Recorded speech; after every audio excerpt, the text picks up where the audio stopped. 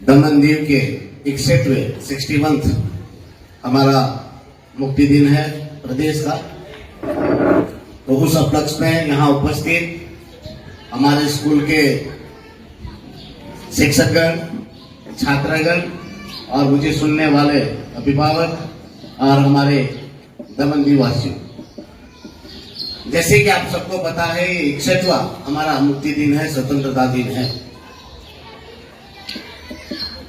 ये आजादी हमें बहुत जद्दोजहद के बाद मिली।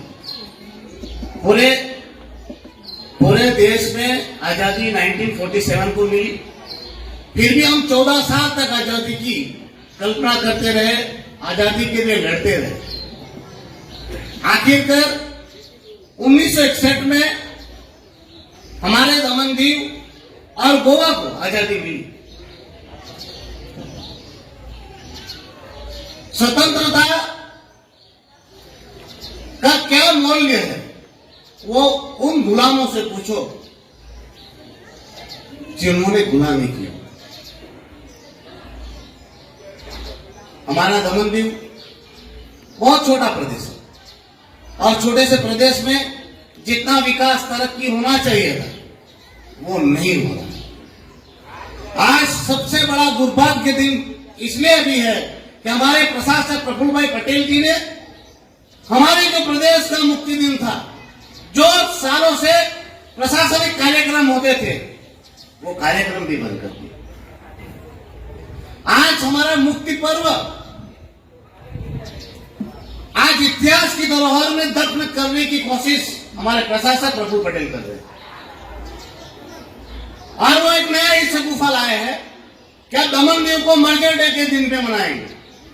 यही प्रशासक प्रफुल्ल पटेल का जब जन्मदिन था, उनके कार्यकाल के 5 साल खत्म हो रहे थे, तब ये दमन में 7 दिन तक जश्न का माहौल मनाया गया, करोड़ों रुपए फूके दिए। मगर जब हमारे दमन दीव का मुक्ति दिन है, उस अवसर पर एक कार्यक्रम करने में उनको पेट में दर्द होता है। ये दुखद है, दुर्भाग्यपूर्ण। आप मनाइए अपना बर्थडे, आप मनाइए मर्जर डे, पर एक दिन का कार्यक्रम, हमारे मुक्ति दिन का कार्यक्रम हमसे नहीं छीना जाना चाहिए। और उससे भी दुर्भाग्यपूर्ण यह है कि हमारे प्रदेश के कोई भी नेता इस विषय पर बोलने को तैयार नहीं है। ये इससे बड़ा दुर्भाग्यपूर्ण। मुझे आज ऐसा हो रहा है कि शायद भगत सिंह, चंद्रशेखर आजाद, सुभाष चंद्र बोस, महात्मा गांधी जी सहित सरदार वल्लभ भाई पटेल सहित क्रांतिकारियों ने, स्वतंत्र वीरों ने अगर लड़ाई नहीं लड़ी होती तो यह भारत का खंड खंड में रहने वाला व्यक्ति आज व्हाट्सएप और फेसबुक पर बड़े बड़े लेक्चर देता और बड़े बड़े आंदोलन करता, केवल और केवल सोशल मीडिया पर। और यही हमारे नेता लोग, यही चाटुकार लोग, ये अंग्रेजों की चाटुकारिता करते। ये है हमारे प्रदेश की स्थिति। जो आज कविता क्रिस गा रहा था, वो एक्चुअली में मैंने बनाई थी। इसलिए बनाई थी, जब आदमी का खून खोलता है तो वो खून जब खोलता है तो किसी विचार की तारा लेता है। और वो कविता इस प्रकार थी। तरक्की पर है भ्रष्टाचार, लुटेरी हो गई है सरकार, कि जनता चीख रही है, कि जनता चीख रही है। जहां देने हैं घर बार, वहां तोड़े जाए घर बार। जहां देने हैं रोजगार, वहां छीने जाए रोजगार।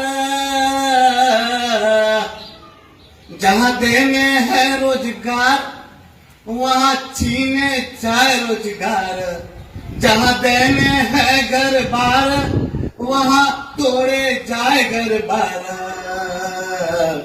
मत छीनो हमारे अधिकार, हमें भी जीने का अधिकार। कि जनता चीख रही है, कि जनता चीख रही है। जहां लोगों को रोजगार देना, टीचरों को निकाल दिया जा रहा है, पीडब्ल्यूडी के लोगों को निकाला जा रहा है। किसी को भी रोजगार देने की बात आती थी, प्रशासक प्रफुल्ल पटेल के शासन में लोगों के रोजगार छीने जा रहे। एक तरफ हमारे प्रधानमंत्री, यशस्वी प्रधानमंत्री नरेंद्र मोदी जी कहते हैं हर घर को, हर व्यक्ति को मकान होना चाहिए, उसका छत होना चाहिए, तो यहाँ पर घर बार हो जाए। तो मेरे दिल से जो आग निकली है वो ये। और आप लोगों ने देखा होगा ये पुलिस प्रशासन की जिम्मेवारी है कि वो रक्षा करे। तो ये गरीबों को लूटने के लिए नाके नुक्कड़ पर खड़े रहकर गरीब बेचारा जो सुबह से शाम तक रोजगारी की तलब में लगता है, वो सुबह से 300 रुपए कमा के आता है, वहां पर हेलमेट और मास्क के नाम पर 1,000 रुपए लूट लिए जाते हैं। जब कोरोना में लोगों को हमदर्दी की जरूरत थी, कोई दवा लेने जा रहा है, कोई सब्जी लेने जा रहा है, तो ये पुलिस वाले वो खाकी का नाजायज इस्तेमाल करके उनसे मारपीट करके उनसे पैसे हटते रहे। तो इस पर मैंने कविता बनाई थी, मैंने उस पर एक कड़ी बनाई है। जहां होनी है हमदर्दी वहां करते हैं गुंडागर्दी, जहां होनी है हमदर्दी वहां होती है गुंडागर्दी, रक्षक न रही खाकी वर्दी। जहां होनी है हमदर्दी वहां होती है गुंडागर्दी, रक्षक न रही खाकी वर्दी। लूट मार की हद कर दी, अब फूल बने अंगार, मिठाई मांगे थानेदार। कि जनता चीख रही है, कि जनता चीख रही है। और ये सबको जब ये सब हो रहा है, किसी के घर टूटे जा रहे, मकान टूटे जा रहे, दुकान तोड़ी जा रही है, रोजगार छीने जा रहे हैं, तब हमारे देश में कहा जाता है कि चौथी जागीर जिसे कहा जाता है वो होता है पत्रकार। उनको सच बोलना चाहिए, सच दिखाना चाहिए, सच लिखना चाहिए। तब ये हमारे पत्रकार चाटुकार बन गए, और वो चाटुकार बन गए सरकार के दलाल बन गए। तो उन पे मैंने कविता कड़ी लिखी है। कुछ संपादक हुए बाजारी, जिनकी कलम हुई रे सरकारी, जिनके हर लफ्जों में मक्कारी। कुछ संपादक हुए बाजारी, जिनकी कलम हुई रे सरकारी, जिनके हर लफ्जों में मक्कारी। मत बनो चाटुकार, मत छापो खून से अखबार। कि जनता चीख रही है, कि जनता चीख रही है। तरक्की पर है भ्रष्टाचार, लुटेरी हो गई है सरकार। कि जनता चीख रही है, कि जनता चीख रही है। बहुत हुई महंगाई की मार, अब बस करो रे सरकार। कि जनता चीख रही है, कि जनता चीख रही है। प्रफुल्ल मचाया हाहाकार, जनता हो गई हाहाकार। कि जनता चीख रही है, कि जनता चीख रही है।